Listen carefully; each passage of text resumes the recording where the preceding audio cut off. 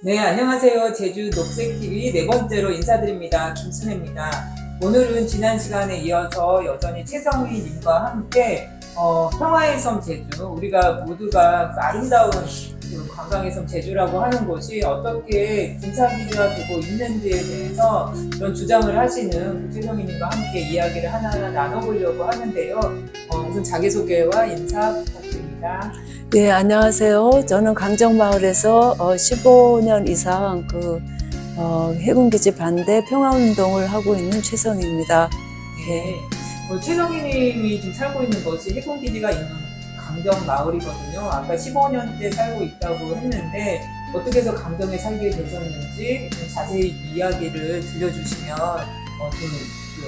구독자분들도 좀 이해를 하실 수 있을 것 같아요. 예, 저는 2007년도에 현혜자 전 의원님의 해군기지 반대 단식 소식을 그때 이제 해외에서 접했어요. 그리고 나서, 이 문제가 굉장히 중요한 문제구나라고 그때부터 관심을 갖게 되었고, 귀국해서 여기 강정마을에 왔을 때 이 마을이 얼마나 아름다운가, 그리고 기지 반대하는 그 주민들의 절절한 심정을 제가 보았기 때문에 애정을 갖게 되었던 것 같습니다. 예. 네. 원래 제가 알기로는 그 최성희님은 미술을 전공한, 그러니까 특히 그 미국에서 미술 공부를 한 엘리트시라고 들었는데, 지금 그 미술 학도가 강정에서 평화활동가가 되어서 아주 투사가 지금 되었습니다. 그래서 15년째 그 평화활동을 하고 계신데요. 지금 제주의 해군기지가 처음 발표된 게 2007년도에 그 노무현 참여정부 때였죠. 그리고 이명박 정부도 그때 공약을 했었고, 그 이후에 사실은 이 강정 마을이 여러 가지 마을 안에서도 찬성하는 주민과 반대하는 주민들 사이에서 갈등이 굉장히 좀 심했던 것으로 알고 있어요. 혹시나 뭐 15년 동안 계속 사셨으니까 찬성하는 주민들은 왜 찬성을 하셨고, 그리고 반대하시는 분들은 왜 반대를 하셨는지 그 이야기를 조금 들려주시면 좋겠어요. 예, 찬성하는 이제 분들이 그렇게 초기에 많지 않았었어요, 사실. 그리고 이제 2007년도 8월 20일 날, 강정마을 인구가 이제 2,000명 정도밖에 안 되는데, 그러니까 유권자가 이제 1,000여 명 되는데, 그 중에 한 70% 이상이 참여한 주민 투표에서 94.4% 이상의 반대를 찍었거든요. 기지 건설 반대를. 그러니까 압도적으로 기지 건설 반대가 많았습니다. 그러니까 반대한 주민들의 입장은 이렇게 물 좋고 땅 좋고 농사 짓기 좋은 제일 강정에서 아무것도 아쉬운 것이 없는 강정에서 군사기지가 지어서 돈을 번다면 얼마나 벌겠으며, 그런 거죠. 이게 우선은 평화가 깨지고, 또 절차적으로도 근데 말도 안 되는 것이었고, 절차적으로도 주민들의 반대 의견이 전혀 반영이 안 된 가운데서 중앙정부와 당시 김태환 도정 일방적으로 밀어붙인 이제 그런 것이었기 때문에 반대를 했던 것이고, 또 찬성하시는 주민분들 같은 경우에는 그래도 안보가 필요하지 않느냐, 라고 이제 그렇게 얘기를 하셨지만, 실제로 그것이 이제 지금 17년이 된 지금에 있어서 주민들의 공동체를 파괴하고 그 주민들의 평화를 깨뜨린 것이 안보냐, 그게 안보냐, 이제 그런 말이 이제 나올 수밖에 없는 거죠. 예.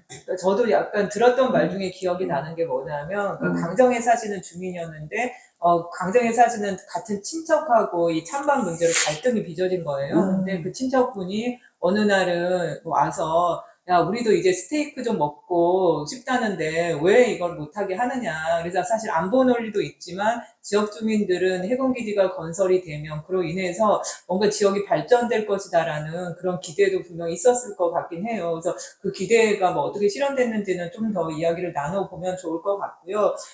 사실은 그때 굉장히 많은 지역 주민들, 아까 그 반대 주민들이 훨씬 많았었고, 제주도민들도 반대하시는 여론이 꽤 높았고, 전국에서도 평화활동가들이 연대하면서 격렬하게 반대를 했던 걸로 압니다. 하지만 2010년 1월에 공사가 시작되고 2016년에 준공이 됐어요. 그러면 지금 준공된 지 거의 10년이 됐고, 그 마을에도 뭐 관광 크루즈항이 뭐 생겨서 일자리도 생기고 개발될 것이다라는 기대가 있었는데, 10년을 돌이켜 보면 그런 기대들이 좀 실현이 된 것 같으세요? 어, 정확한 수치는 알 수가 없습니다. 그거는 뭐 제가 모르는 것이지만은 또 전혀 그 경제적으로 이점이 없었다라고는 말하기 힘들 것 같아요. 예를 들어서 최근 2, 3년 동안에 크루즈가 굉장히 많이 왔어요. 그 이전에는 잘 오지 않다가 어떤 때는 하루에 그 2개가 들어오기도 하고 그렇습니다. 그 1년에 그 100회 넘게 150회 뭐 그렇게 굉장히 자주 들어오고 그러면서 이제 그 일부의 주민들이긴 하지만은 뭐 그런 뭐 카페라든지 그런 그 관련된 그런 이제 뭐 영업시설에서 주민들은 일정 정도 또 소득을 얻는 부분이 없다고는 할 수 없습니다. 그러나 근본적으로 생각을 할 적에 우선 바다가 그 파괴가 되었죠. 그래서 사실 제주에서 가장 깨끗하고 청정한 바다였고 1년 사시사철 많은 해산물이 잡히던 곳에서 지금은 거의 해산물들이 그 발견되지가 않아요. 그리고 그만큼 그 어떤 생계의 터전인 그 바다가 파괴되었는데 아무리 그 뭐 돈을 뭐 더 번다고 그래서 그게 어떠한 그 의미가 있는 것이며 또 한 가지는 그 공동체 회복 사업이라고 있었거든요. 그러니까 일종의 이제 그 보상 사업과 같은 건데 그것의 실체는 뭐냐면은 그 민관군 상생 협약입니다. 결과적으로 이제 군을 위한 그런 협약인 것이고 그러니까 군을 위한 어떻게 보면은 마을의 경제를 종속시키는 그런 그 변화가 그동안 있었다고 그렇게 저는 얘기할 수 있을 것 같습니다. 네. 그리고 아마 지금 해군기지가 들어서고 나서 강정 지역의 지금 땅값, 그러니까 집값이나 이런 게 굉장히 오른 것으로 알고 있거든요. 그리고 그래서 젊은 분들이 여기서 좀 살 곳을 찾아도 집값이 너무 비싸다. 뭐 이런 얘기도 제가 좀 들은 바가 있고, 그리고 사실 크루즈라는 게 강정에서 와서 먹고, 그리고 뭔가 식당을 가고, 여기서 소비를 하는 게 아니라 크루즈에서 먹는 걸 다 하고 나서 뭐 강정 서귀포를 이렇게 둘러봐도 뭐 올레 시장이나 이렇게 딱 그 찍고 가서 거기에서만 소비를 하고 바로 크루즈로 오고 이렇게 해서 사실 지역 주민들이 생각했던 것만큼 다양한 어떤 경제적인 여파들은 좀 만들어내지 못하고 있는 게 아닌가 하는 생각이 좀 들고요. 그리고 사실은 그로 인해서 굉장히 소수의 주민은 뭐 이익을 얻었을지 모르겠지만 뭐 이렇게 그 크루즈가 많이 오면서 이 지역 주민들도 관광으로 인한 어떤 피로도 또 있지 않을까 하는 생각이 듭니다. 그렇다고 하면 지금 좀 제주, 우리가 관광에서 제주라고 하는 곳에 왜 해군기지가 건설되었을까? 이 이야기를 한번 해보면 좋을 것 같아요. 그러니까 일제시대 때도 제주도는 일본의 군사기지가 여기 알토르 비행장도 있고 각종 경납고가 저희가 삼방산에도 있고 뭐 모든 오름마다 되게 많이 볼 수가 있거든요. 그래서 왜 제주가 이렇게 군사적으로 주목을 받고 있고 중요한 곳인지 좀 설명을 해주시면 좋겠어요. 예, 아까 이제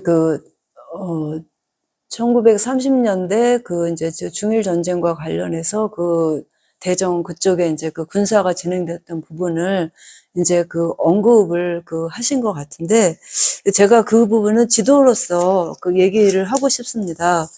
그래서 그 1937년도 그 중일 전쟁 때 보면은 바로 이 여기 제주에서 이제 그 전투기 폭격기가 날아가서 이제 그 상하이 그 난징 여기를 이제 그 공습을 했던 것인데 여기에 그 거리가 이 제주가 굉장히 그 최단거리라고 지금 볼 수가 있죠. 여기가 예예. 이 제주에서 상하이가 490km입니다. 그러면 이 한반도가 약 1000km인데 굉장히 최단이죠. 이 제주에서 그렇죠. 그리고 난징이 이제 이 정도에 있고요. 그리고 그렇기 때문에 일본으로서는 이 제주를 경유해서 나중에는 여기를 발진 기지로 해서 중국을 침략하는 것이 굉장히 연료를 절약하는 데 있어서도 굉장히 최단거리로 좋았던 그런 것이 있겠죠. 그리고 또 한 가지 지금에 와서는 이제 이거를 보여드리고 싶은데요. 최근에 주한미군 사령관이 그 도련선 얘기를 많이 합니다. 그래서 그 사람은 이제 그 주한미군 그 사이트 이제 지도를 이제 이렇게 거꾸로 들고, 이제 봐라. 지금 보면은 제1 그 도련선, 여기 파란 선인데, 여기에 들어있는 유일하게, 그러면서 주한미군이 있는 나라가 한국이다. 그러니까 한국이 그 주한미군의, 활동에 있어서 센터가 돼야 된다, 핵심 축이 돼야 된다라고 그렇게 얘기를 이제 하고, 그러는데 이 제주는 바로 이제 사면이 바다로 둘러싸여 있고, 또 고립되어 있다는 점에서, 그리고 중국과 최단거리라는 점에서 더더욱, 그 미국으로서는 이제 굉장히 유용한 그런 그 요충지로서 이점을 갖고 있다고 볼 수 있고, 실제로 또 그 서치타 같은 그런 미군 장교들은 제주 해군기지를 어떻게 활용할 것인가에 대한 아주 조잡한 논문을 쓰기도 했어요. 예. 그러면 하여튼 한국이 사실 중국을 공격하는데 최단 예, 어떤 거리이기 예, 때문에 예, 예. 어떤 그 요충지 역할을 한다는 부분은 좀 이해를 하겠고, 그래서 네, 그 네. 대중그 기지가 될 수 있다라는 부분. 근데 또 제주도가 고립되어 있다라는 부분은 또 어떠한 군사적 이점이 있는 건가요? 그러니까 일단은 사면이 바다죠. 네. 사면이 바다니까, 예를 들어서 이제 그 미사일을 쏘아 올릴 때 그 인근에 어떤 뭐 도시라든지 뭐 그런 이제 주변의 그런 건물들의 그런, 그런 것들이 육지보다는, 훨씬 예, 영향을 덜 받기 때문에. 덜 받기 때문에 네, 이제 네. 그런 부분도 있겠죠. 그러니까 군사적 예, 장면을 예, 예. 시행하는데 훨씬 예, 예, 유리하다. 예, 예, 말씀들 예. 하고 계시고, 그렇다고 예. 하면 지금 그러니까 미국과 중국의 어떤 긴장감이 굉장히 음. 커지고 있는 상황에서 제주도의 위치가, 그러니까 제주도가 갖고 있는 긴장감도 계속 높아지고 있는 상황인 것 같습니다. 그런데 2016년도에 제주 해군기지가 아까 준공됐고, 준공되고 나서 이 해군기지에 핵항공모함 그리고 핵추진 잠수함 등이 잇따라 입항을 했어요. 사실 그거 때문에 되게 많은 어떤 그 입장 성명도 발표하시고, 그리고 규탄 활동도 하신 걸로 아는데, 그래서 뭐 이렇게 그런 주장을 하시고 계시죠. 제주 해군기지가 미국의 핵 전쟁 전초기지다. 사실 핵 전쟁이라는 건 굉장히 어마어마한 말씀이기도 한데, 이런 주장을 하는 근거는 혹시 뭐죠? 예, 조금 딱딱하게 들릴지 모르겠는데요. 그러니까 제가 한 말이 아니고, 많은 사람들이 제주를 그 미국의 그 미사일 방어, 전초기지라는 얘기를 쓰는데, 그 미사일 방어망의 핵심이 핵 선제 공격이에요. 그러니까는 이제 보통 이제 방어 그러면은 이제 방어를 생각하게 되는데, 그 미사일 방어망의 과정은 먼저, 그러니까 핵으로 공격하는 겁니다. 핵 보유국이 다른 핵 보유국을 공격을 해요. 그러면 공격이 우선적인 것입니다. 그러면은 그 다른 핵 보유국이 그 표적이 된 핵 보유국들이 자기들의 핵을 갖고 이쪽을 보복하려고 하지 않겠어요. 그러면 그때 미사일 방어망의 그 요소들, SM-3 미사일이라든가 사드라든가 그런 것들이 그 막을 거라는 그런 그 논리 체계인 것이죠.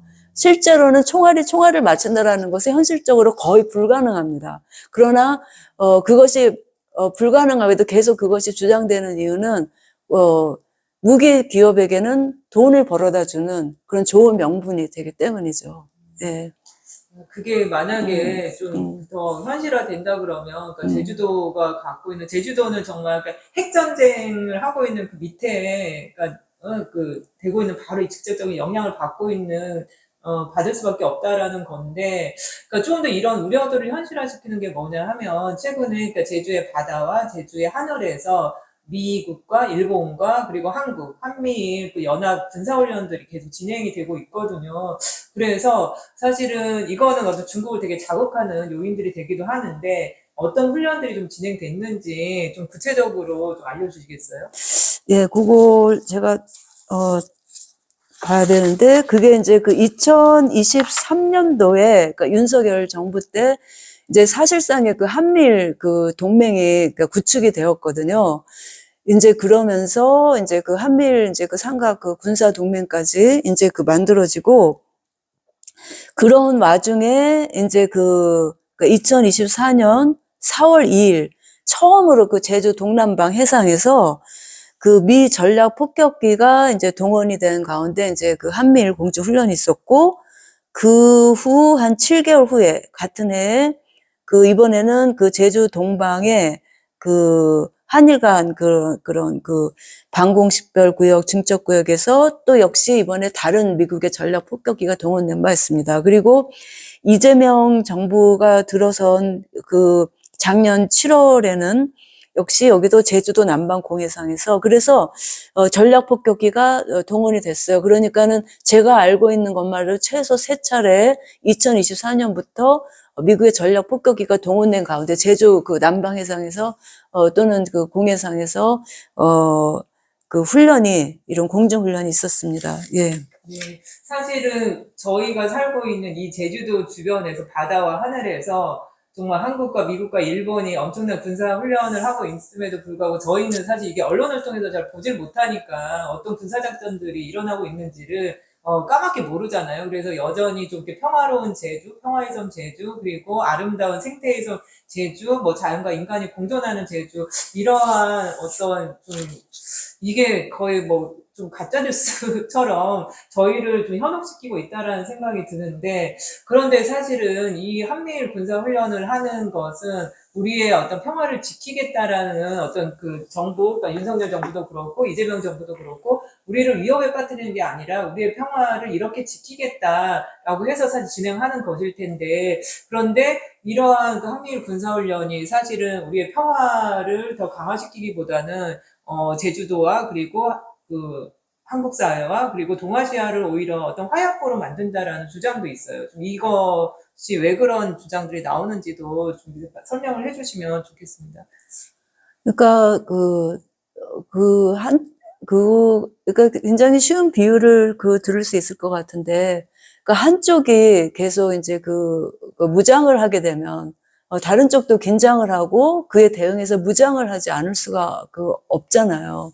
근데 이제 무장을 하게 된다라는 것은 결국 또 상대적으로 표적이 된다라는 뜻이기 때문에, 그러니까 예를 들어서 그 기지가 있는 곳, 그리고 이제 어떤 중요한 그 레이더 시설이 있는 곳, 그런 것들은 전쟁에서 그 전투에서 첫 번째 표적들이 될 수밖에 없잖아요.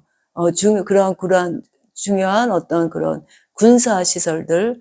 그렇기 때문에 이러한 그 군사 기지가, 군사 시설이 제주에 위치한다는 것은 저희를 안전하게 하는 것이 아니라 오히려 어떤 그 전쟁에 있어서 표적이 되게 하는 그런 위험을 우리가 안고 살게 되는 것이죠.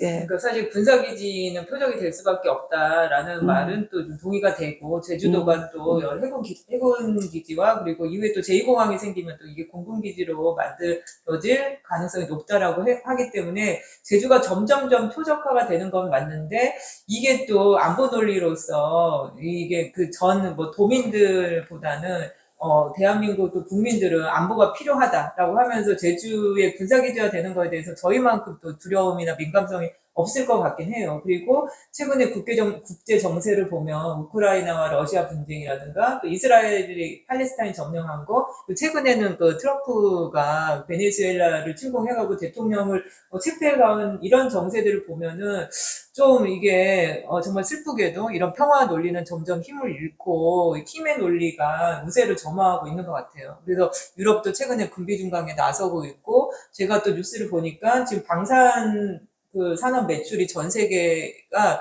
지금 그 사상 최대를 찍고 있대요. 다 이게 군비 중강 뭐 이런 상황인데 우리만 그 평화를 외치는 것은 너무 이상적이고 좀 그러지 않나라는 또 일각의 주장도 있어요.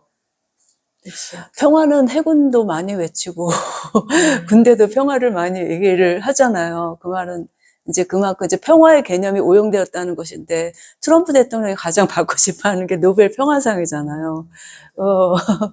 그래서 평화가 지금은 사실 굉장히 오염되고 오히려 반대의 개념으로, 그러니까 전쟁의 개념으로 지금 이렇게 되어 있는 것 같습니다.